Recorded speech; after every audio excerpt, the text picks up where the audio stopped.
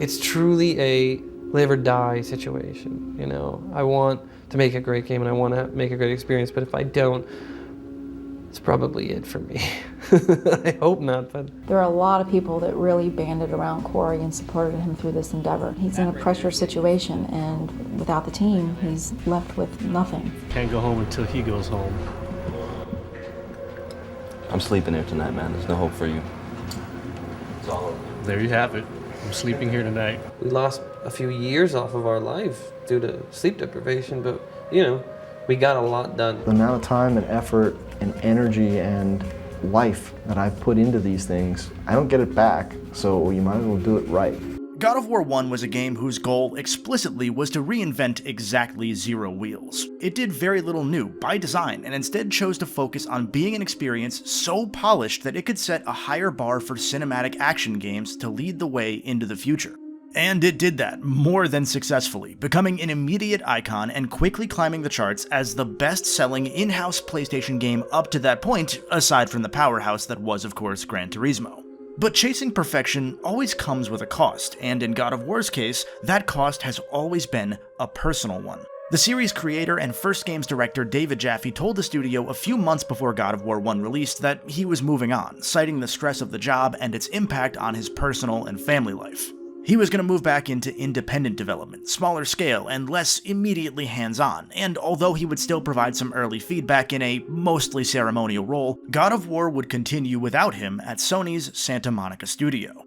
That team, though, didn't actually have much experience in making good video games. It was an incredibly young team, with much of the staff coming from budget projects, Barbie games, Kim Possible, backyard wrestling. In some departments, as many as half of the God of War 2 team were brand new to the studio. And now this team was being tasked with leading a potentially rudderless ship responsible for the new golden child of the company, and the looming PlayStation 3 meant that they either had the hardest of deadlines or that they would have to throw everything that they had done out and start on all new hardware. God of War 2 was once again going to have to reinvent exactly zero wheels if it was going to exist at all. I said at the end of the first chapter of this retrospective that I think God of War 1 might be the most pivotal Sony game to PlayStation's modern history, the one that defined how the company handled its games and productions thereafter. It came right as the old guard from those early days of the PS1 began moving up into management roles or left the industry entirely, and it came as the new blood for the first time had begun moving up and stepping up into those vaguely defined director roles, the same job those prior folks had had,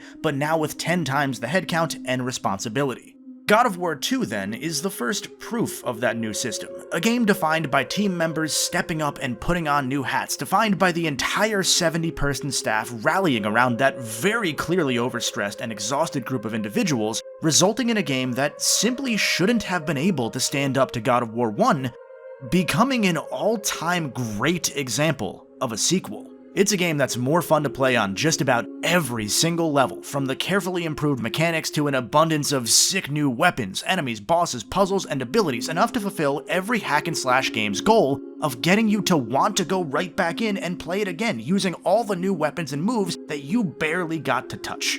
It masterfully addresses the first game's occasional pacing struggles by crafting one of the best-paced 8-ish hour games that I have ever experienced, never letting you go too long without giving you a change of scenery. And it ramps up the storytelling, introducing a wider world of Greek mythos as Kratos encounters characters that he had wronged while serving the gods in the past, and many that are just kinda here, setting the table for prequels that were already in the works and kicking off the second most prolific release schedule that any PlayStation franchise has ever had.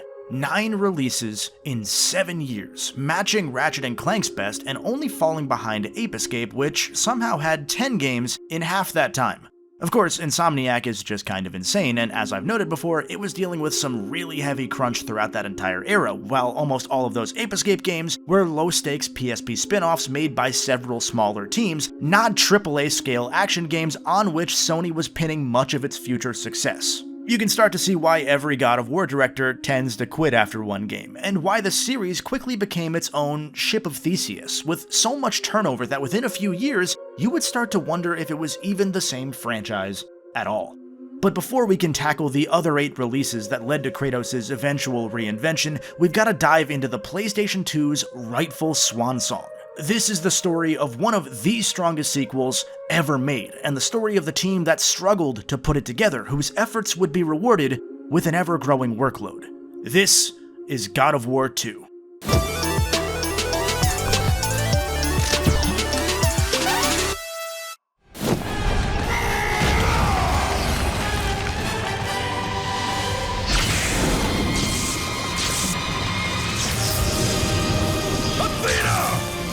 You conspire against me!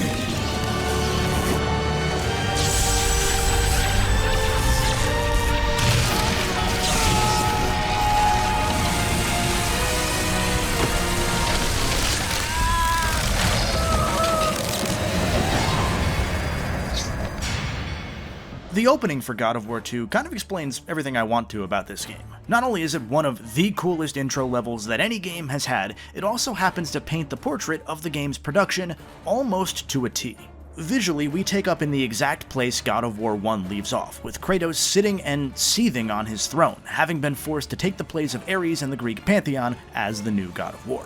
In reality, a significant amount of time has passed, and Kratos, still haunted by his never-ending nightmares, had fallen into the same cyclical trap that his predecessor did. He sent his bloodthirsty Spartan army to wage war on other city-states simply for the sake of it, razing whole communities and giving zero thought to the plight of the people that he was causing to suffer. Repeating the generational cycle of mistakes or pain is one of the most classic Greek themes. It's only fitting that God of War would continue this on both sides of the screen. In the case of the dev team at Santa Monica Studio, it meant a whole lot of sleepless nights, crunchy hours, and a bit of new director Cory Barlog, as the team joked, channeling David Jaffe's constantly changing demands or flippant mannerisms at times. Meanwhile, for Kratos, his actions meant that the other gods had become angry with him, and even after Athena warns him not to join the assault on the city of Rhodes, Kratos dives from his perch in the same way he did at the start of God of War 1. This time, not attempting to die, but kill. Guys will do anything but go to therapy. However, one of the gods, it's Zeus, when in doubt Zeus is always the one scheming, awakens the Colossus of Rhodes statue under construction in the city's port, and zaps Kratos so that he can't stay in his big, giant clank form. I praised God of War 1 for the scale of the assault on Athens, and how impressive it was that the team was able to squeeze so much detail into the background of some climbing sections. Rhodes is that Athens level fully realized in playable form, a 40-ish minute running set piece as Kratos fights his way through scores of troops and continues dodging attacks from and chipping his own attacks at the Colossus, this ever-present threat that's lurking the city. Unlike in the first game where Ares was simply walking around in the background, this behemoth will punch through walls as you pass by, stomp through a whole building in a QuickTime event jump scare, rip entire buildings apart, and of course, because he's being controlled by a god, he does so with zero care for the soldiers defending the statue's namesake city. That last part is just a little detail, but it's one of my favorite bits of background storytelling in this intro. Although you fight Ares' army in the first game, much of that army is either undead or some kind of monster. Really, the only times you see regular humans, they're running in fear rather than fighting you, and you could just kill them for some free health. God of War 2, though, draws a direct contrast here, forcing Kratos and the player to slaughter an entire city's worth of human soldiers. Kratos' moral compass didn't exactly show much care towards humans in 1, of course. He was a brutal, bloodthirsty general, even in the flashbacks, but when you're forced to play it, it shows how quickly he's become the same sort of problem that Ares was, and by and large, the entire Greek pantheon. The same goes for seeing these soldiers get crushed into paste by a giant metal fist, something that somehow no SmackDown game has ever let you do. The humans are just pawns in the games of gods here, and that's a powerful little thing to sneak into the intro. Everything you would love or expect from the first God of War is back, at least for now, and often mainly for the sake of being riffed on a bit. The overpowered Poseidon's Rage magic attack, for example, returns for just this level before being taken away as part of this game's big Metroidvania moment. More on that in a sec. Although what's fun is that you can get Poseidon's Rage back in New Game Plus after collecting one of the game's new hidden urns. Those little tight-ropey walkways are back in this intro too, although mercifully they only return a couple times throughout the game. They're also a lot wider now, and in this intro's case, it's only here for you to get shot down onto a lower platform by archers. One of many times the game's developers kind of sneak in a, yeah, we learned our lesson, don't worry. In all honesty, it worked. It got me to say, oh god, not these again, only to chuckle a moment later when I got knocked down and realized, oh, the joke's on me. There are, of course, plenty of blocks to kick around, and all your favorite combos are here, although be ready to have them locked away again too once we get to the Metroid-y bit.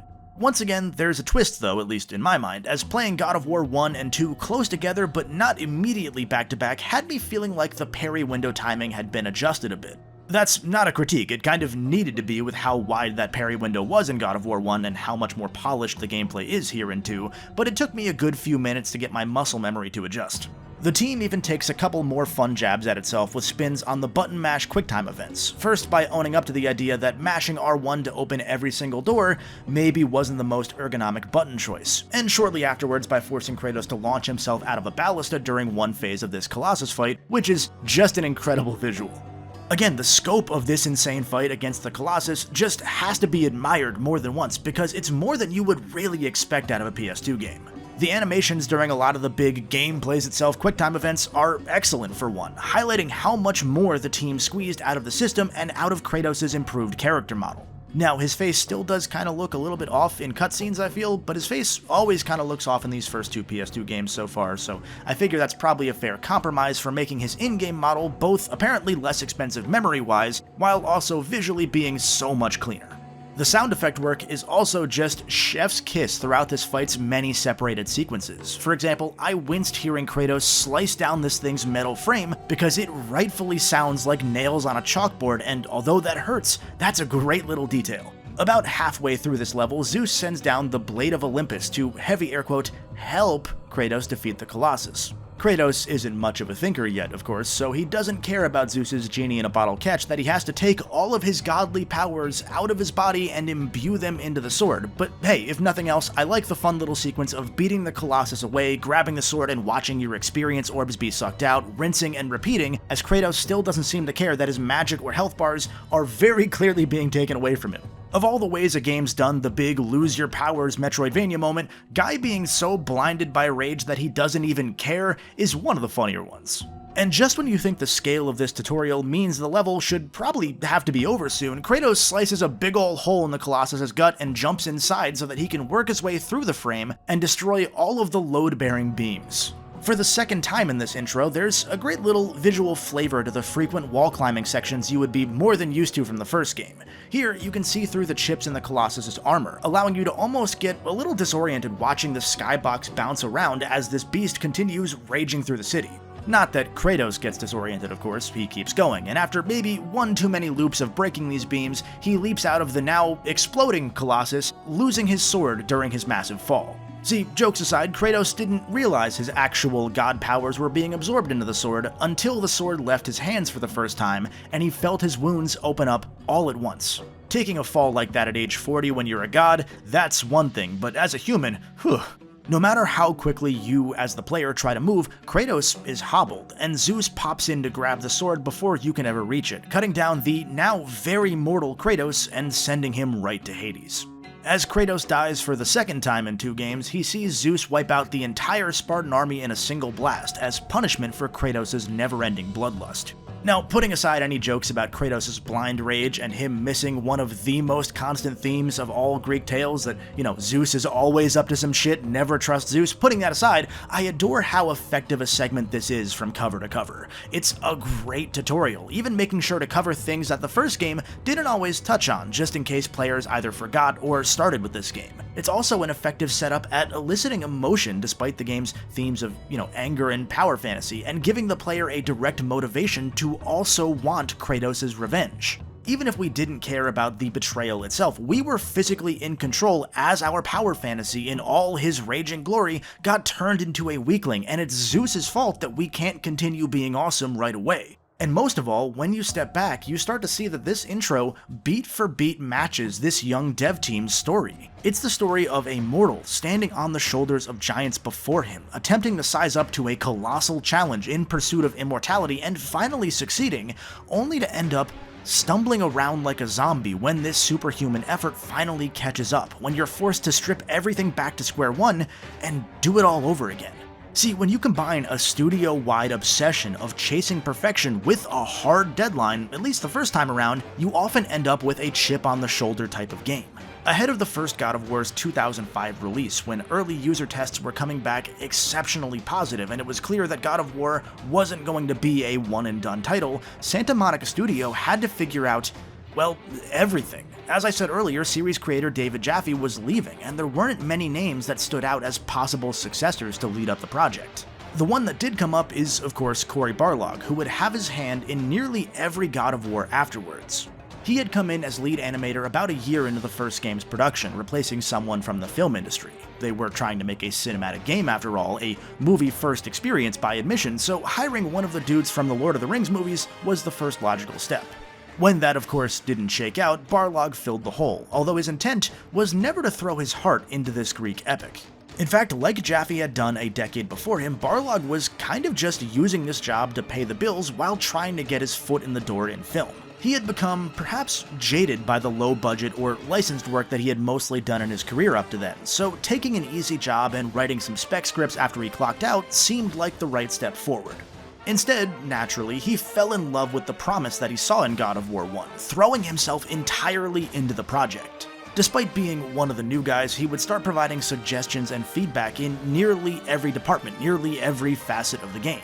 He would frequently talk Greek philosophy with Jaffe as well, and by the end of production, he was the first one asked if he would want to take the reins with God of War 2. He'd later joke near the end of this game's production that if he knew how much he was in for, he might have said no instead. God of War 2 began production quickly after the first game went gold, although there was a significant amount of hesitation and debate as to what God of War 2 would have to look like on the PlayStation 3. Since the first game dropped in early 2005, the assumption was that, well, that meant that 2 would have to be bound for the new system. That would mean, however, that they would be playing from behind compared to their Sony contemporaries. Other studios had been working on developing engines for PlayStation 3 hardware back when they were just guessing what the hardware specs might theoretically even look like. Even an independent studio like Insomniac Games had been developing a toolset to prepare for the PS3, and in turn starting the earliest work on what would become the launch game Resistance as far back as 2002. For Santa Monica Studio to have to pivot to new hardware after their only second game in existence would mean throwing everything out and starting over, which could mean a significant gap between God of War and its eventual sequel, all while trusting an inexperienced leadership group to be able to keep the ship afloat that whole way. It was Shuhei Yoshida, at the time Sony Computer Entertainment America's VP, who finally sat down and gave the order. God of War 2 would remain a PS2 game, and Santa Monica Studio would be given the freedom to focus on seeing its vision through as is, giving the team time to staff up and quietly prepare for the PS3 in the background. That meant, however, that there was an unspoken deadline as to when God of War 2 could feasibly release, with no room for error and no room for delays.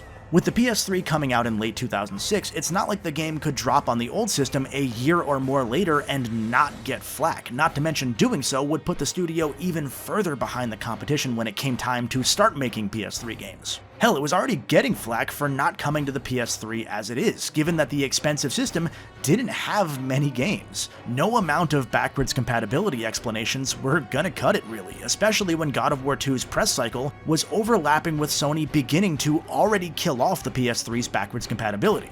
It wasn't said out loud all that often, but the team clearly knew that God of War 2 would have to be finished and out within 6 months of the PS3, or else. It did make that cutoff, releasing in the US on March 13th, 2007, and about a month later in Europe to give more time for localization, goat sacrifices for some reason, and to space it out a bit since the PS3 had only just released in Europe.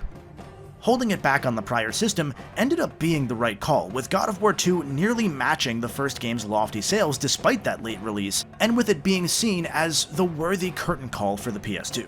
More importantly, it helped establish Santa Monica Studios' pedigree, and it got the team at the top the chance to actually get experience under its belt in these roles. A stellar-looking PS2 game with polished gameplay in 2007, after all, was guaranteed to get a more positive reception than an average-looking PS3 game in 2008 or so, to say nothing about how much the gameplay of God of War 2 probably would have suffered from new thing-itis and trying to sell the PS3's features had it come out there. Now, it's important to note that with these high-budget games, a lead animator, art director, gameplay lead, whatever role they may have, that brain trust at the top isn't solely responsible for each of their individual facets. I know that sounds obvious, but Barlog as lead animator during God of War 1 would frequently have to communicate with the gameplay folks if, and this is an actual example here, if he wanted to see the game's combat move beyond press square and a random angry attack animation comes out, because that sort of tweak has a cascading impact on every other facet of production.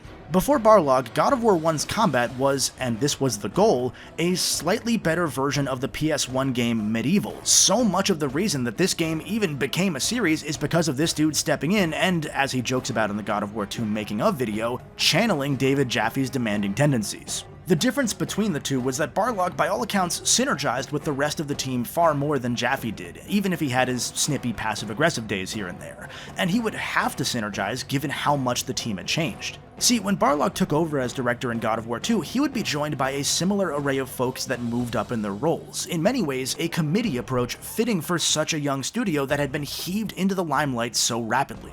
This brain trust became a bit of a who's who of prominent game figures, although you're not likely to know many of their names directly.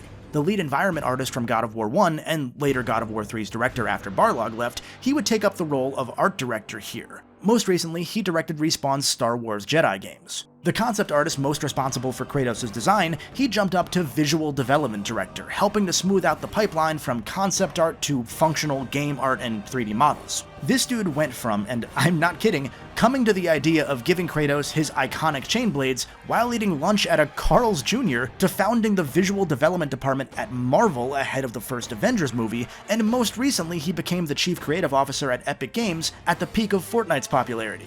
Santa Monica's longtime lead programmer, one of the rare old guard still at the studio, began shifting his work into a studio-wide director of technology role, eventually being one of the figureheads responsible for Santa Monica Studios' intended goal of incubating and co-publishing a ton of smaller indie projects during the PS3 era, like Journey or PlayStation All-Stars. Everybody stepped up in short order simply because it was necessary. There was no safety net, and it shook out that they all found decades of success afterwards, thanks probably in part to all of the pressure turning them into diamonds. Barlog and others even rescued former coworkers from their old gigs, the people working on these mediocre at best licensed titles that had that same perfectionism, the ones that stayed late because good enough wasn't good enough to them, and they wanted their contributions to be spotless even if that Kim Possible game wasn't gonna turn many heads. God of War 2 became something of a rallying call for this team of overachievers to be able to come together and say, look, we can make a good game, damn it. The game industry is always a bit of a meat grinder, up until only recently and only in a handful of studios, taking those sorts of overachievers and milking them dry before they inevitably went indie or left the industry entirely, to be replaced by new college grads with that same desire to prove themselves and be milked. Santa Monica itself fell into that as God of War's milking progressed. Again, there's a reason they change directors every single game, but it's to the point that when Barlog returned for the PS4 game, he was shown in that game's documentary complaining privately about unnamed staff not putting in the same investment he was. But in God of War 2's case, this might be the only time that this top-down grind set mentality feels like it was unanimous, genuine, and not just a cynical management, thanks for putting in the extra work kind of move. The intent being different doesn't change the fact that it was still a little exploitative, but the game represented something to those folks who had mostly chipped at games that they consider to be bargain bin filler, and because the crew leading the charge came from that same background, it almost feels like they brought an indie startup vibe to what was very clearly a AAA production with millions of dollars in its budget. It's odd. This is also where I'll shout out how strangely honest the God of War 2 development documentary feels. Now, obviously you always grain of salt these things, even when they're being filmed and produced with an outside studio, but a good rule of thumb is that the longer these sorts of behind-the-scenes videos or documentaries tend to be, the more honesty comes out. 20 minutes or less, it's usually just a puff piece that's there for some fun trivia. This is nearly 2 hours, about the same length as that God of War 2018 doc that garnered so much praise. And this one shows that crew of top-level directors and producers getting downright snippy with one another. You get to see Cory Barlog's eye bags develop in real time as the dude just doesn't sleep for 2 years. You see him packing his first lunch after being yelled at for forgetting to eat all day too many times in a row. Half the time that Stig Asmussen is on screen, the art director turned God of War 3 director, he's acting more like a co-director working on facets well out of what you would usually expect from his title. You see the spots where this committee of team leads each share the responsibility that's weighing so heavily on all of them, and you see many cases where different folks are trying to justify, if only to themselves, the work that they're putting in, away from their families, missing birthdays, whatever it may be. It's not healthy, but it's provided in such a raw manner that you don't tend to find with these sorts of things. While there are a ton of fascinating takeaways that I have from watching that doc, stuff like Santa Monica Studio being one of the first studios to just have a built-in focus testing room to fine-tune their feedback process, a process they further expanded because everybody on that team knew how little they had gotten to test the maligned later parts of the first game. Or things such as hearing a concept artist say, I hate water now. I really do. Because he spent months designing and redesigning a Titan boss from scratch, only for that Atlantis level to be cut entirely at the end. To the very raw levels of stressed, passive aggression that you just don't expect to see out of this sort of making of, such as when everybody on the team just forgets about a core mechanic and a story beat for a few months, and suddenly they need to force that back in retroactively like it's the most important thing in the world. While all of these are fascinating, the two that I want to highlight are what I think define God of War 2 the most. One is a detailed reminder of how much goes into even the smallest, most forgettable aspects of any game. When we want to get something in the game as simple as Kratos, the main character, goes up to a giant column in the world and grabs it, and then when the player rapidly presses the circle button and then successfully pull the column down while the column breaks and shatters, there's enemies on top of it that end up falling and dying. Just that one sequence alone. You have to involve the level guys because they basically have to create the space in which it takes place in. Those level guys will also be modeling the column. Animation has to wait until that column gets designed. Then effects have to get put on it. Then a designer has to put it in and attach it to the buttons. And then a sound person has to come in and attach the sounds on top of that. If any special code has to get done, meaning a tool needs to get written in order to get this to happen, code has to be notified early on. Almost every single department has their hands on this thing, and this is a thing that could basically take up a minute of gameplay. Those months of combined work, mind you, aren't just for a section that lasts only a couple seconds that you probably forget about immediately after. This set piece is never reused, so it's only that couple seconds. They never get their money's worth out of it again. The other thing that stood out to me most is the crunch point that was E3. Now, this has been a running trend behind the scenes with a number of games that I've researched, some that I've already covered, many that I haven't yet. E3 was often a get-right moment for a ton of games, the hard deadline for when they had to have every facet of the game in a finished state so that they could show at least a vertical slice of that vision to the world, and in turn, show themselves what still needs to be tweaked. The problem is that games aren't really designed in a linear manner. See that pillar section again. You don't just create one section, polish it up, and it's finished and ready for you to start the next section. So in countless cases, the teams are either faking it or are functionally designing a whole second game away from the day-to-day work because polish always comes last, but polish is the most important part to these sorts of showcases, which were often a year or more before the games in question would have even started to enter polish mode. Part of why I think Sony eventually left E3 behind entirely, not to mention, everybody else, in favor of its own showcases on its own terms, is because of that hard deadline mentality. Internal deadlines can and always do slip, but the guaranteed eyes, hype, and scrutiny of millions all focused around Gamer Week, you have to be perfect for that. It is not moving, and while that's a perfect time for a necessary get-right moment, it's also going to mean that a significant chunk of your team doesn't sleep for a month, or 2, or 3. You can see why everybody started ripping off the Nintendo Direct format, revealing things on their own terms rather than pigeonholing every single team in a company into an early summer or else ready by date. And in turn, you can see how that's led to so many studios asking for deadline extensions on their homework, going over budget, and getting death threats when they either give a release date too early and delay a game, or when they stay quiet for too long to avoid giving info too early and having to delay the game. It's give and take. In God of War 2's case, when you consider that the only E3 it could have been shown at was only about a year into production and a year before release, you can see why this room of perfectionists were at each other's throats, and why they were walking around the E3 show floor looking like Kratos after he had destroyed and jumped off of a walking Statue of Liberty as he's about to get killed by Zeus. Doesn't matter how well we plan something out, doesn't matter how solid we think something is. When you get in there and you see it in 3 dimensions and you play it, you're like, wow, we have to fix this. I'll magnify that by 1,000 because it's every single aspect has the exact same result. Each department, you know, art, animation, characters, visual development, programming, and design, that was pretty sweet. Only the best here at Sony Computer Entertainment America. We hold things together with really important tape. So that brings us back to this intro, where Kratos could probably use some of that tape, because man, that's a lot of damage. The opening's actually got a lengthy second wind full of stuff to hit on before I can just go ahead and gush for the rest of this video. As Kratos fades out of consciousness and is pulled by a bunch of wall masters down into Hades, Zeus uses the Blade of Olympus to wipe out the entire Spartan army before he goes on to, I don't know, probably turn into a cloud to seduce another woman. That's kind of his thing.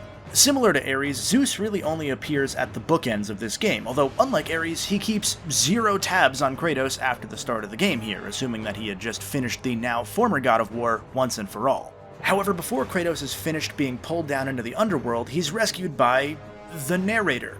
The person watching over Kratos' journey so far is revealed to be Gaia, the mother of the Titans and the one who had raised her grandson Zeus in secret after the Titan Kronos ate all of his other kids to try and stop the prophecy that one of his kids would overthrow him.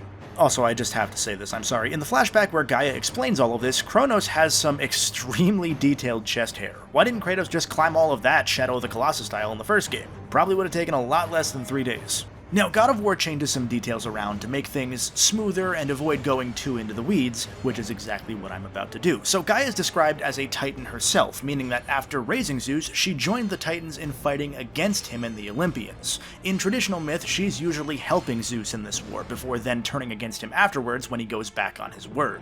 In the game's interpretation, Gaia offers Kratos the aid of the Titans if he agrees to not spend eternity suffering in Hades and instead overthrow Zeus like he wanted to, which is an easy thing to agree to. A fun little tweak is that since Zeus isn't the one pulling the strings of Kratos' journey like he was in the first game, the save points from this moment on are described in-game as being a gift from Gaia instead of a gift from Zeus. It's thanks to her that Kratos' gaping wound is healed, leaving him with his now trademark chest scar. And with his organs now intact, he slices his way back up from Hades, climbing out of the arms of hell itself. Kinda metal. And also, quick shout out to the insane scale of the Titans throughout this game. For the most part, they tend to be saved for cutscenes, because you can only imagine how intensive it would be to have to animate highly detailed behemoths in-game. They would save that for the next game on much more powerful hardware. But there's something that just feels right, both in brief moments of gameplay and in these cutscenes, about seeing a now very human Kratos at his smallest, both figuratively and physically, right up next to these gods that are massive enough to dwarf the statue that took Kratos nearly 10 minutes to scale just a moment ago. Kratos' new objective is quite simple, really. He's got to work his way to a temple hidden from even Zeus to find and tug on the physical threads of fate to rewind time itself so that he can return to this exact moment before Zeus killed him and kill Zeus during the ensuing time paradox. No, but seriously, we are all lucky that this Kratos never got pulled out of Hades later, because a mirror match would not go well for anybody. With his orders in place and now back on the surface, Kratos finds a lone Spartan soldier who happened to survive, and tells him to return home and prepare for war before Kratos jumps onto a Pegasus and heads off to meet the first Titan. Although actually this Titan, whose name is Typhon, like Gaia, is not supposed to be a Titan. Instead, he's normally portrayed as this monstrous creature that Gaia spawned to fight Zeus after the Titan War, and Typhon, fun fact, is the progenitor of all the mythical monsters and beasts that we tend to fight in these games. If you're wondering why I'm telling you all of this, you're correct, it's because his wife's name is Echidna, and that makes me chuckle. I don't know how you got that one right, but you did. I mention a lot of this set dressing because after such a high point of an opening, we jump to another series of impressive set pieces that actually get dropped just as quickly as they appear because of a number of production cuts that start to make all of these little mythology mods make a lot more sense. See, riding this Pegasus isn't just a way to cut the camera and jump you from point A to B. The series famously goes to painstaking lengths to avoid exactly that. Instead, Pegasus is a fully controllable minigame in its own right, a rail shooter of sorts, with frequent breaks for you to rip the wings off of griffins because, I mean, come on, that's just rad. It's not a particularly deep minigame, and it throughout development ran into the same issue that plagues many a secondary gameplay style throughout all of gaming history. The amount of time, work, and polish that needs to go into things like this, or racing minigames, or vehicle gameplay, anything of the sort, is often equal to that smaller group of developers designing a whole second game, on top of whatever those folks also have to do with the main game still. That was something that was a lot more doable when these mini-games and the games themselves were smaller and a lot less complicated, but as games get bigger and more complex, it starts to compound even more. With one of Cory Barlog's early ideas for God of War being a Wind Waker-inspired Kratos flies from island to island to encounter or recruit the Titans, with Pegasus being planned as a big part of the E3 showcase before polish issues got in the way, and with such a hard deadline for this game in general, you can imagine that something so ambitious like Pegasus was intended to be used more than twice. But twice is what we got, and honestly, I'm not complaining. As ambitious as these things are, they overstay their welcome a bit. At least one more of these sections was in a playable state before it was scrapped, and further cuts to the game meant that the island hopping more or less stopped here. So there wasn't much need to fly around, and with a lot of the other Titan stuff getting cut or tweaked or set aside for the PSP games that Barlog and the other writers were already plotting out, it meant that this next hour of really fun gameplay ended up sticking out a little more when I started looking back on it, simply because I noticed that they had to stitch some parts together, like Kratos' stomach earlier. It's just a noteworthy little scar that I wanted to highlight. Call me Henry David, I like to be thorough. Okay, now it's almost all gushing from here on. When Kratos reaches Typhon's prison, the giant smushes the Pegasus under its fingers like a bug, forcing Kratos to explore this icy mountain and find a power-up that'll let our now piddly mortal hero deal enough damage to Titan's hand and free our ride. This island features a number of smaller improvements or iterations from the first game, things like wall climbing now having expanded to ceilings to allow for more variety in traversal, or the QTE prompts being animated instead of just being a still image, even shattering if you fail the prompt, or a number of improvements to God of War 1's Rage meter. Fittingly renamed to Rage of the Titans instead of Gods, you can now enter Rage mode at any time instead of needing the meter to be full, and you can also exit the mode at any time to save meter, even during QuickTime events, which is a touch that I didn't at all expect. There's even an additional type of treasure chest that fills the Rage meter, all minor improvements that really add up, especially when you're experiencing all of these changes all at once in a snowstorm, a biome so far removed from anything the first game had even sniffed. And really, that visual variety is probably the first thing that I think of when it comes to God of War 2, because even as we're exploring massive isolated temples later on, we're hitting on mossy swamp areas, lava flows inside a cavern system and a forge, crumbling ruin set pieces, and even when we're in one place for more than an hour, which is pretty rare, it's usually split up with a new striking vista or a boss encounter or a novel puzzle mechanic. It's another credit to the dev team for being able to pinpoint God of War 1's few shortcomings and find 7 or 8 different ways to mitigate any feeling that the pace is ever starting to struggle here. One of those ways is actually right here on this mountain ridge, one of the first of many characters that we encounter from Greek myth. This first encounter is with the Titan Prometheus, who defied the gods by giving fire to humankind. For this, he was cursed by Zeus to an eternity of having his liver eaten by an eagle every single day, only for the liver to regrow overnight. The only thing that could end his painful immortality was dying by the flames of Olympus, conveniently located right below him. What I love the most here is that A, Kratos shows some empathy and agrees to help end Prometheus' suffering, which is a bit of a contrast to his vibe both in 1 and at the start of this game, and B, freeing Prometheus serves as the macro puzzle for this whole dungeon of sorts. When Kratos knocks him down at first, the chain around the Titan's neck doesn't break, although I'm assuming the neck does, and Kratos' chain blades can't reach him yet either. So we're forced to leave Prometheus to suffocate and reanimate 100 times over while we find an item later on. That item is Typhon's Bane, a bow made of air that fires wind instead of arrows, which Kratos has to rip out of Typhon's eye after he tries to blow us off a platform Mario 64 style. With the bow in hand, we can now backtrack and free Prometheus, and in turn, ending his curse brings us a reminder of Kratos' curse. The Titan's remains are how we unlock the Rage of the Titans power-up, meaning that Kratos has to carry another set of ashes on his person if he wants to have enough power to free the Pegasus and continue his journey of revenge. After the second and final Pegasus dogfight, Kratos lands at the Island of Creation and starts even more dogfighting, although more literally. Seriously, the first fight of what I would consider the proper post-intro game is Kratos just kicking a dozen puppies. We quickly run into another classic Greek hero, Theseus, the caretaker of the Steeds of Time, or as I call them, 1-to-1 scale horses. These steeds were a gift to the Sisters of Fate, given by Kronos in an attempt at changing destiny to avoid being overthrown by one of his kids, and the Fates ended up using them to tow the Island of Creation far away from the eyes of Olympus. Now, although some of these cameos at first feel a bit disjointed, especially when they're liable to ramble for a bit while Kratos just stares at them completely unbothered, they mostly serve as parallels to Kratos' journey or further texture to the Great Titan War. Theseus is more on the loquacious side, but it gives us another place for Kratos to speak so that he's not just a mostly silent protagonist like he was for so much of God of War 1, as well as giving us a pretty fun boss encounter to break up a lengthy sequence of puzzles. For the record, I love so much about this game's puzzle design. One of the first ones we encounter here was exactly the right mix of knowing what to do but not how to do it without taking too long for that eureka moment to hit.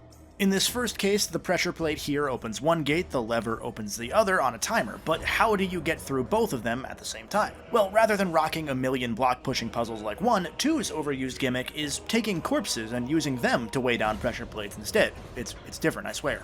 This first body is hidden amongst an almost forest of hanging skeletons, quickly reminding you or telling you to look at every set of surroundings, even if it's in a prior room, that nothing in the area is off limits. My favorite one though is a bit later in the game, a room with 2 more pressure plates, one of which is behind a gate too high for you to jump over while carrying a body. Kratos can leg press an entire elevator, but this is a bit too high. Within a few moments, you'll notice that there's debris floating through some water on a current, and realize that, aha, you can drop the body there and it'll float through to the other side behind the gate for you to grab it and throw it on that pressure plate. This order of operations in this example comes super quickly, but it's such a fun 1-2-3 punch of, oh, that's cool, how did they do that? Oh shit, that's even cooler. Oh, I love this! Right around the same time, there's also one where you just throw a living but injured dude through a meat grinder. So, Kratos still doesn't really have empathy yet, as much as we can pretend that he was helping Prometheus to be nice. One of this game's greatest successes is that all of these sorts of things are sprinkled alongside other kinds of puzzles or challenges so that you're not seeing too much of one thing in a row. And of course, that's to say nothing about all of the combat encounters in between many rooms, which appear a bit less frequently now, but always feel far more handcrafted and mean more than just, okay, fight a few harpies before we let you move on. For example, after you defeat Theseus and grab his key, you'll have to pull on a few timed levers and grapple hook across some harpies to get the steeds ready to pull the Island of Creation close enough for Kratos to reach it, at which point you'll also unlock a new magic ability called Kronos' Rage and be pitted against a whole array of different enemies to give you a chance to use that move in different scenarios. This one's a spin on the Poseidon's Rage attack seen in God of War 1 and at the start of this game, but rather than create a big circle of electric death around you, you place down these little electrified orbs that zap and stun enemies passively, while still allowing you to run around and attack. It feels pretty nerfed at first, of course, because Poseidon's Rage was, frankly, overpowered in 1, but given that even this early in 2, we're already seeing multiple variants of enemies like Minotaurs that have different attack patterns, different weapons, and different weaknesses, I love this change. It gave me more time to actually move around and try and solve those combat puzzles and keep matching everybody's favorite square-square-triangle combo, figure out how I want to approach this or that new enemy type, and create some distance if I want to flee to catch my bearings or open a nearby health, magic, or rage meter refill chest. Pretty much immediately after this fight, Kratos is given the Fate's ability to slow down time temporarily, which naturally magnifies the options for puzzle solving or even just for some fights. As long as you're within range of one of these glowing statues, that is. And each of these mechanics builds onto that treasure trove of hidden chests or optional puzzles, following up on God of War 1's goal of creating puzzles that don't just feel like puzzles from a video game, but actually require you to think just a bit more abstractly, such as pulling a time slowdown statue out of its intended room and well out of the way so that you can activate it and have just enough time to reach these bonus chests locked behind a quick release pressure trap. Some of the really out there puzzles or the far more backtracky bits tend to give you an even better reward than the usual health or magic upgrade, rewarding you with urns that add new game plus modifiers like infinite rage meter or infinite magic. Now let me be clear, God of War 1 did start off with this similar cadence of new power-ups, one every 45 minutes to an hour. That is before it hit a wall 4 hours in and you had seen almost all you were going to get for the rest of the game. Here in 2, they balance that cadence by considering puzzle mechanics, unique boss encounters, or even new enemy types as their own discovery, and I just love that about this game. We're already about 3 hours into God of War 2 by this point, and we're about to cap off our third major area, opening the path to the Bog of the Forgotten by solving the first of these 2 puzzles featuring giant Sisters of Fate statue heads shooting big glowy force field beams. Immediately as we enter the bog, we're treated to yet another example of the game keeping you on your toes just about every hour or so. In this case, a very Indiana Jones inspired set piece where Kratos is dragged through the swamp by a horse, one of 2 distinct times where I had to step back and remember that they were pulling off this kind of next-gen sequence on last-gen hardware. Obviously, it's a bit of fake it till you make it, and to a far lesser degree than versions of this sort of thing on next-gen hardware. But remember that comment about the pillar sequence. Every single one of these moments takes dozens of people months to put together, all in the name of wowing you for even a second. The horse's rider, by the way, the same barbarian leader featured in Kratos' faded flashbacks, the one who had our hero dead to rights before Kratos called out to Ares for help. Boss fights in God of War 1 were a bit lacking. Always super fun, even though always really only meant 2 or 3 times throughout the whole game, mostly at the end. Here in 2, we've already had a multi-stage fight against Theseus, and now one against Kratos' very past. The barbarian's big-ass hammer, corrupted by all the time spent in Hades, can even summon the undead to extend the fight, at one point summoning the boat captain so that Kratos can kill him a 3rd time. Great little running gag. Upon besting the barbarian, this time on his own, with no gods to help him, Kratos takes this hammer for himself, giving us the first of 3 alternate weapons featured in God of War 2. The hammer was admittedly the weapon I used the least in my main playthrough, as although it's a great heavy-duty crowd control sort of weapon, its ability to summon undead souls, kind of like Hades' power-up from the first game, is mapped to the right stick here, meaning that you can't dodge while using it. It's also got some limited range and a low variety of proper attacks to make up for its insane damage output, which, alongside a slow windup, naturally means your combo meter isn't gonna be exploding with this thing, even taking into account God of War 2 extending the combo meter's timer, thank God. But especially for this bog area specifically, the hammer is just built for it, and I can really appreciate that sort of catered design.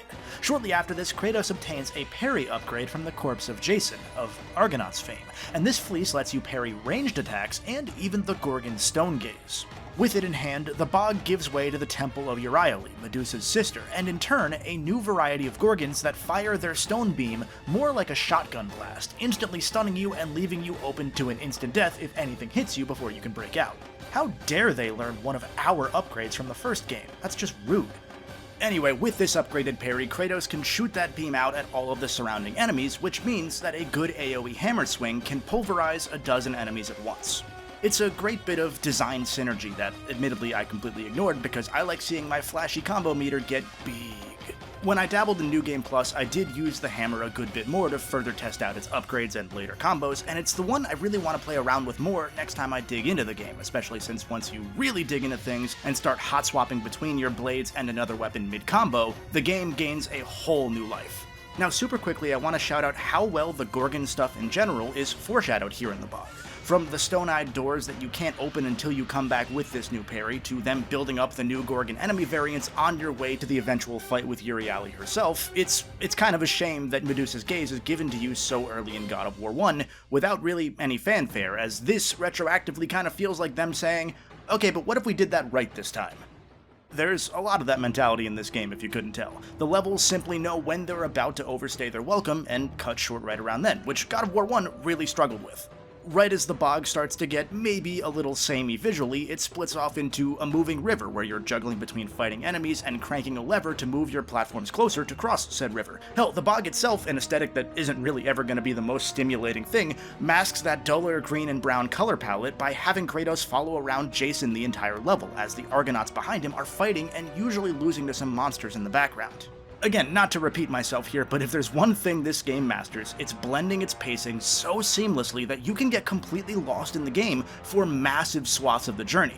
For any long-winded puzzle series that's built up across several rooms, the payoff will speed right back up with something like a timed swinging sequence so you can watch Kratos fling around the air looking like an idiot. Most levels in the game last about an hour before taking you to an all-new area, and every half hour or so they're including some new item or gimmick to keep it fresh without feeling overstimulating. It's all just so well balanced. Really, the only sequence I can think of that did drag out was right at the very end of the game, which is at least understandable as a suspense-building sort of thing. In that example, you have to fight your way down a lengthy ramp, with the game putting up those artificial arena walls essentially every few steps so that you have to fight another string of enemies before you can move on. Even then though, this game doesn't do that thing that 1 did where every spawn point allots an individual set of enemies, which means that one particular spawn point far away may drag out the combat encounter because you didn't get to those enemies till the end. Having to wait to progress simply because one spawn keeps plopping out one enemy at a time was so frustrating. So for 2 to keep cycling in new enemy variants or movesets that do actually get progressively more challenging to take down, and for it to really utilize restraint in its design so that every fight feels kinda like it matters, something that you want to engage with every single time, I just adore it. Half an hour or so after getting the Golden Fleece parry ability, you defeat Euryale and take her head for Kratos' returning Stone Gaze power-up, and another short jump after that, you grab the Spear of Destiny, which had also been teased a bit earlier in the game. The boss of the little Pegasus minigame was carrying this thing, and it's got some more attack options than the hammer, at least by way of having a few more combo variants that you can mix together at the end of combos for different finishing blows. It also has a shotgun blast sort of attack that shoots out shards, another solid option for taking out enemies that you've turned to stone with a well-timed parry. It lets you place little bombs, and it has what I think is the fastest launch attack in the game. It's a great option for those super fast, pesky enemies that even your chain blades can struggle to hit. Along with the hammer, this carves out a very strong purpose when put next to the main blades of Athena, and the team did a great job of covering for so many different playstyles between these weapons, the magic attacks, the ability to hot swap between the blades and a secondary mid-combo, and of course, all of the upgrades to each of these. It's a shame the game didn't get to go completely nuts and let you swap between all of the weapons at any time. See, the R2 button lets you change between the chain blades and one secondary, but you have to pause to change between the hammer, spear, or the Blade of Olympus once you've obtained that. The team had run out of button options unless they went super complex, so I get it, but my one dumb, unimportant change that I would make about this game is letting you remap the D-pad to cover all of your weapons rather than just locking it to your 4 magic abilities.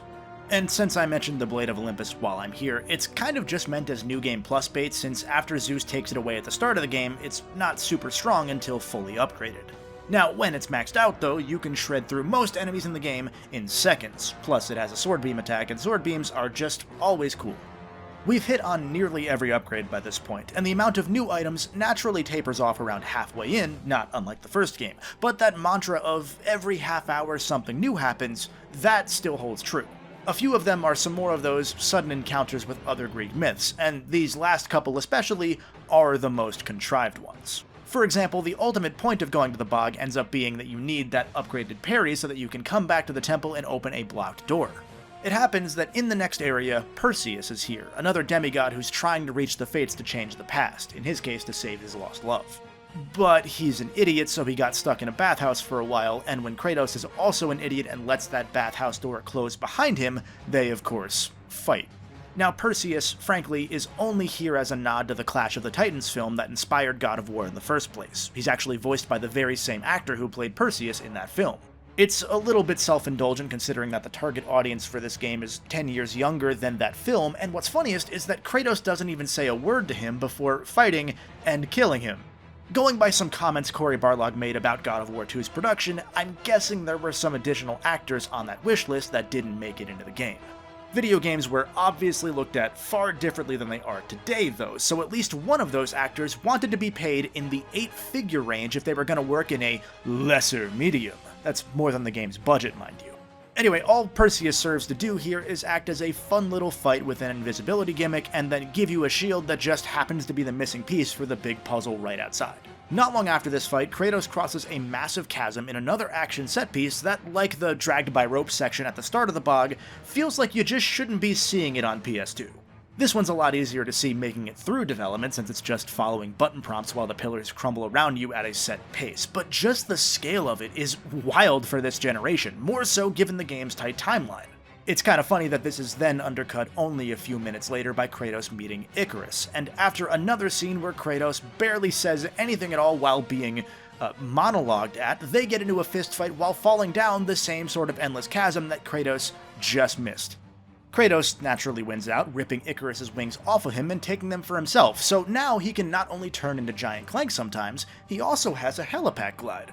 This detour ends up taking us through Atlas's domain, which despite being mostly just a detour, does make up for the recent string of characters showing up to tell Kratos about their problems. See, when Kratos needs this Titan's help to get back to the surface, Atlas's first instinct is to squish him like a bug due to their prior history.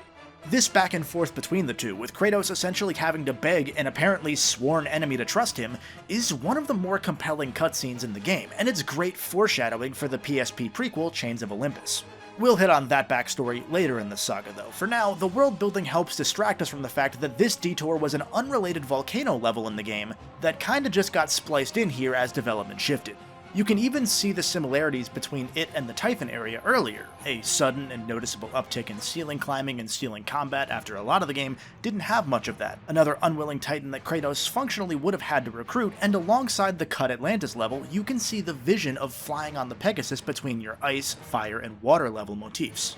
It being another bit of production surgery works out though, since although the prior few hours of gameplay had a ton of visual variety, we were still hanging out on one mostly overgrown island. Atlas also doesn't overstay as welcome, thankfully. Like the other levels, it's got a pretty defined hour-ish of game time. Halfway through, there's a fun boss fight against a fiery minotaur. It's a fun, not super noteworthy, but distinct enough area to give you some more time with the glide before the final area of the game, and near the end you also receive another Titan magic power. Atlas's Earthquake is a very strong attack with a bonus of seeming to make you invincible when you're punching the ground, although it does eat up a lot of magic, so I didn't tend to use it all that much. With Atlas partially freed from the same chains Kratos had strapped onto him years prior, he lifts Kratos up to the Temple of the Fates, our final dungeon in God of War 2. Well, actually, this is the Palace of the Fates, which is a temple to get into the Temple of the Fates. Whatever, you get what I meant. Going back to the start of this retrospective, when I said that 2's goal, like 1's, was explicitly not to reinvent the wheel too much, well, you see it progressively more as you look at this game's structure. Putting aside the iterations and improvements, structurally this game follows 1 pretty closely, all the way down to this massive temple at the end that forks off into a few subpaths before you reach the game's clearly defined final objective. The difference is once again in that distribution, because this final area is the only time the 2 really stretches out in my opinion, and even still it's not, 60% of the game this time around. The ultimate goal here is finding keys to each side of the palace on the way to a hidden chamber housing the ashes of the Phoenix. Reviving the Phoenix is the only way to fly up and reach the Temple of the Fates proper. This area also pulls a bunch of clear callbacks to God of War 1 as part of the build to this climax, from the spiral staircase tracking camera shots to tight elevator combat encounters forcing you to kill all the enemies before you get crushed, or even a similar fight against a Cerberus that keeps spitting out babies that can quickly grow up and cause a headache. In what's probably a less intentional callback to 1, the main story suddenly shows back up here after being gone for most of the game, with Athena appearing to warn Kratos not to come after Zeus for vague, undefined reasons. Upon reviving the Phoenix, it funnily enough ends up being the one time you step back and say, oh, yeah, no, this is a PS2 game right here. Even though back in that Atlas volcano area they were utilizing fiery glows and warbly textures to simulate that heat wave effect, they weren't really able to really make the Phoenix glow at all and capture that same vibe, so it just kind of looks like a muddy orange texture. Very PS2 core. Now, originally Kratos was supposed to ride the Phoenix in another playable Pegasus section, but mercifully that was cut back, so this guy's really just here for 2 cutscenes. Given that the temple area that I just glossed over was 2 hours of, to be clear, very fun, puzzly, actiony, usual God of War gameplay, and we've got essentially another 90 minutes straight of boss encounters after this to end the game, I'm pretty okay with there not being a rail shooter detour sandwiched in here for no real reason. So, that boss rush, I can't say I expected it, I'm not one bit complaining. First, there's a visually striking 2-dimensional boss fight against an unknown assailant, all masked in shadows. After winning this fight, Kratos discovers that his foe is the same Spartan he had found back in Rhodes, another soul that had failed climbing the tower and petitioning the Sisters of Fate to turn back the clock.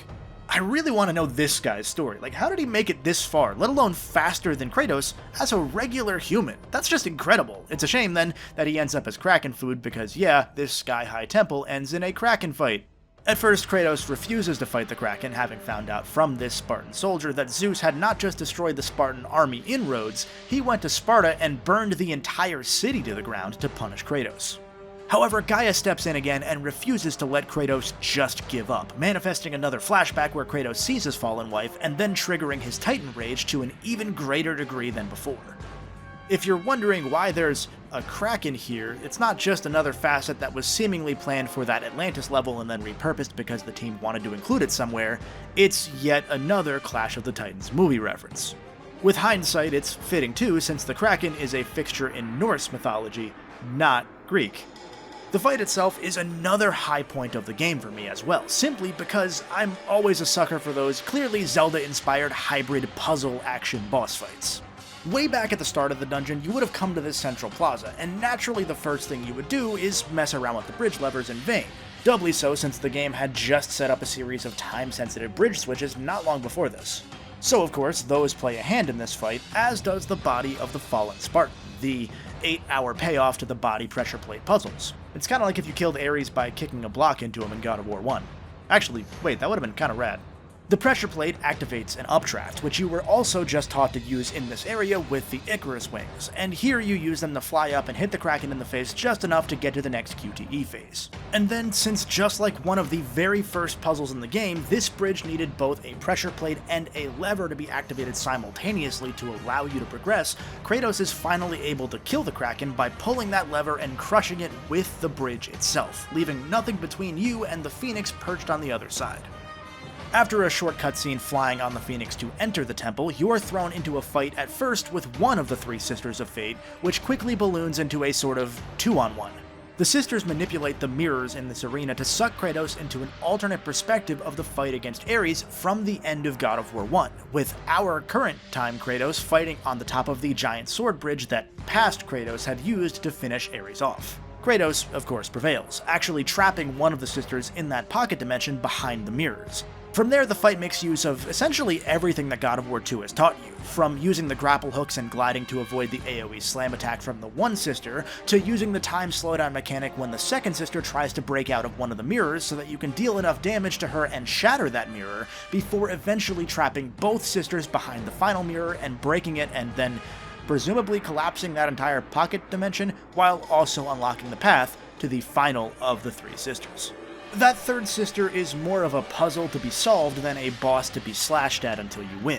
After that really long series of micro-arenas that I mentioned earlier as you're going down that ramp, you have to work your way up a series of platforms that I guess were built around her, using axe traps to block each of her many hands along the way before finally taking her out. Technically, I guess, killing the very concept of fate itself. What I really dig about this loom chamber area is that since the threads of fate are portrayed as physical strings, this sister resembles a spider or a silkworm that's weaving those strands together.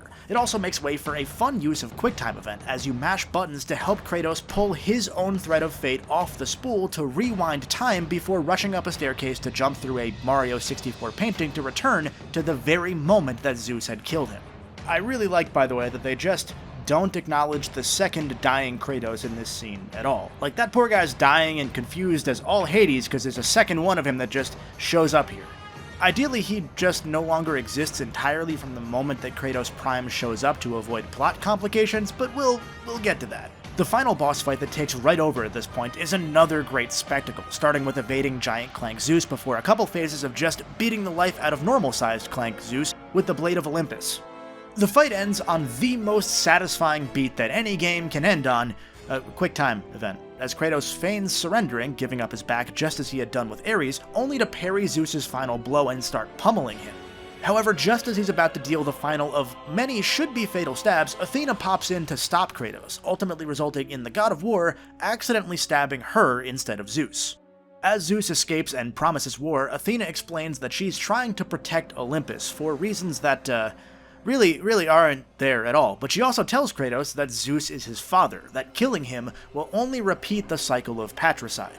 As Kratos' former guide from the first game explodes into a beam of light, his current guide, Gaia, reminds him that he controls all of time by way of the threads of fate, which you think would mean that he could go back to that exact point before Kratos stabs Zeus and stop Athena from getting in the way, while the now duplicated Kratos finishes the job against Zeus, or that he could revive her if he wanted to, but that's not what he does. Instead, Kratos pulls the threads back even further and shows up during the Great War between Titans and gods to recruit the past Titans to come with him back to the present to wage war against the gods, since the Titans already know that the Ghost of Sparta will come back in time to save them. What? Or at least he brings Gaia and a bunch of Titans that presumably otherwise would have died in the war, since other Titans like Kronos and Atlas have to be in their correct places for Kratos' journey to have happened. But that still means there's a second Gaia in the present, unless you make up some rules about how once a new person enters a timeline, the old version of them disappears. You start to see where the plot loses itself a bit at the end here, but this is where it ends, on the most literal of cliffhangers as Kratos rides Gaia and the Titans climbing up Olympus to start the Second Great War. To be clear, I don't really care about all the stupid time paradoxes that this game opens up. This is just a popcorn action game after all, it ain't that deep, but I would be remiss if I didn't at least mention them. They end up covering a lot of this up in 3 anyway, such as Kratos presumably having saved Sparta in this timeline by stopping Zeus here. Remember how Kratos was so despondent at his town being destroyed? Well, he doesn't care in 3 because his actions lead to all of Greece getting flooded essentially right at the start of that game, so we're back to Kratos not giving a damn about mortals. Time shenanigans aside anyway, the only timeline that matters is the one that Kratos is currently in, and in that timeline, we're watching the credits roll and waiting a couple years for a sequel. The timey-wimey cop-out stuff is really the only blemish I would put on God of War 2 that's more than just a passing nitpick, and that's just because it is so easy to avoid time travel in a mythos where you can make up essentially every other power that you want, and it would work out just fine. Time is really the only one that you just don't have to touch it, because it's only going to make things messy. Greek mythology lets you do anything else, and they went with time anyway.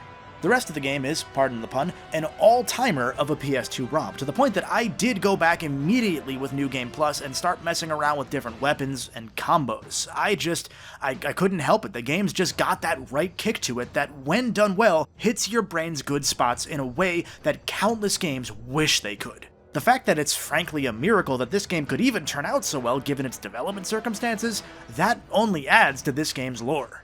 In the year after God of War 2's release, though, you would start to see the effects of that miracle crystallize. Cory Barlog would leave Santa Monica Studio about 6 months after God of War 2, having written the third game's script before burning out.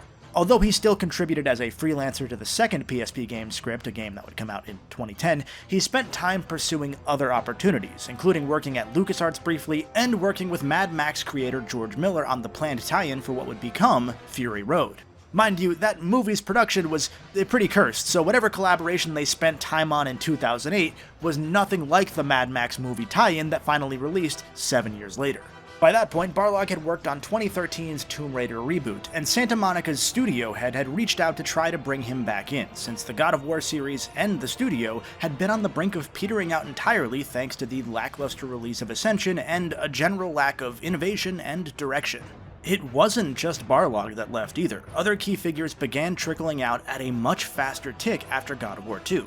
Additionally, there were some vague allusions by Barlog in the mid-2000s that it was a struggle to balance being considered the director of a project at Sony, while being given progressively less freedom and more sub-requirements as time went on and as the games became more of a moneymaker, more of a pillar for the PlayStation brand. Essentially, Sony, like many other studios at the time, just didn't seem to know what a game director should actually be responsible for, and this meant that the trend would forever continue that no director made more than one God of War game in a row without leaving the studio. Those exoduses only got faster as the pressure mounted to have something God of War out every calendar year. The series would see a Canon Java phone tie-in game later in 2007, the first PSP game in 2008, Sony's first HD collection in 2009 to prepare for 3's 2010 release, the second PSP game later at the end of 2010, a PSP HD collection for PS3 in 2011, a mega collection of all of these games in 2012, and Ascension in 2013. If you count the PS Vita port of the first 2 games in 2014, one of Sony's last games on the Vita, and the PS4 remaster of God of War 3 in 2015, and when you see the sales of these games continuing to grow and top Sony's first-party lineup despite that oversaturation, well, again, you can start to see why every middle manager seemed to start showing up in the kitchen and start giving the chefs advice, pissing them off and starting to drive them out.